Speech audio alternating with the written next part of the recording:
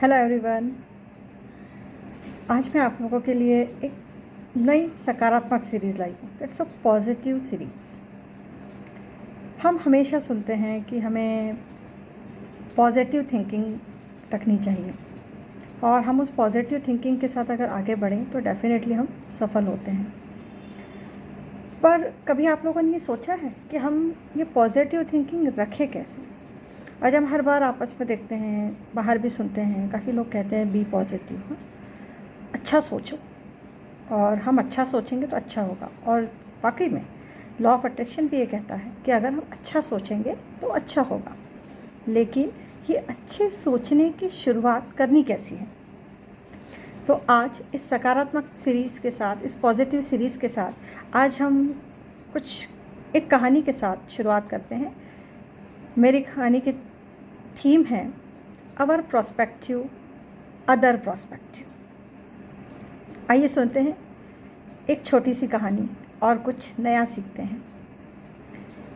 एक दिन क्लास में टीचर पढ़ा रहे थे। दो बच्चे थे, बहुत प्यारे से, राहुल और अमित। सर ने अपना पढ़ाना शुरू किया।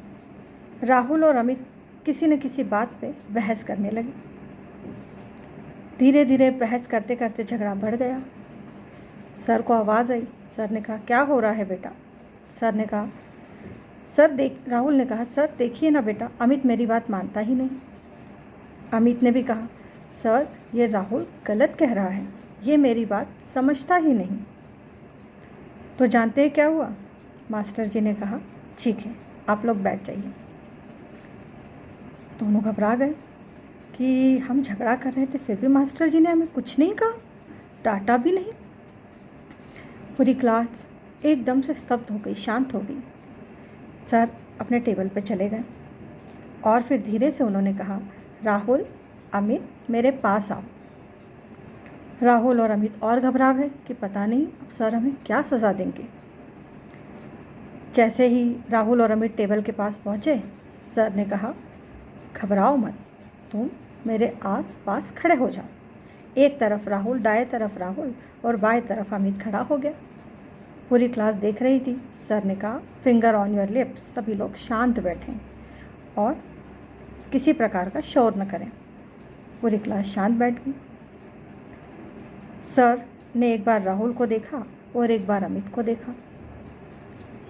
सर कुछ नहीं बोले।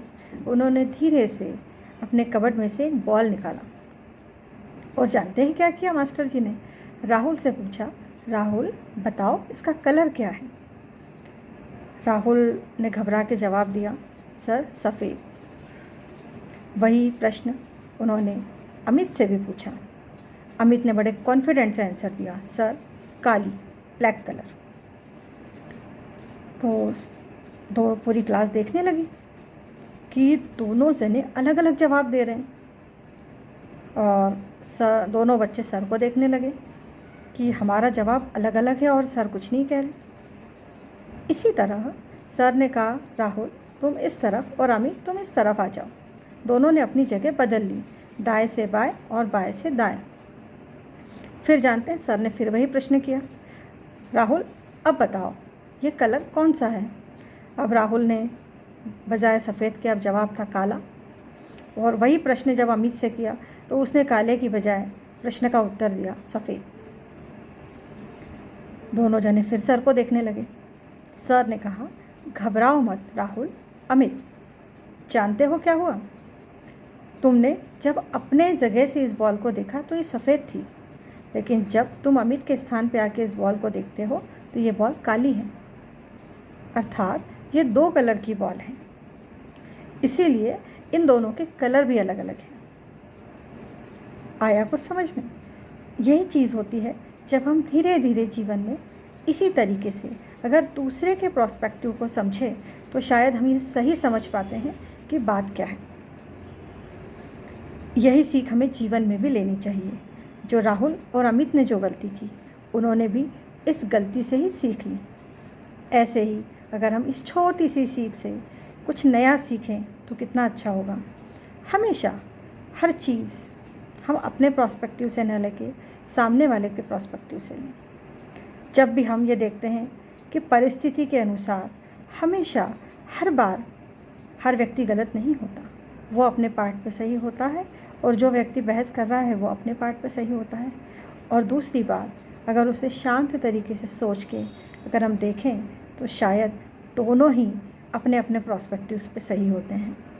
इसीलिए तो मैंने कहा था, our prospective, other prospective, you should be think again. Thank you very much.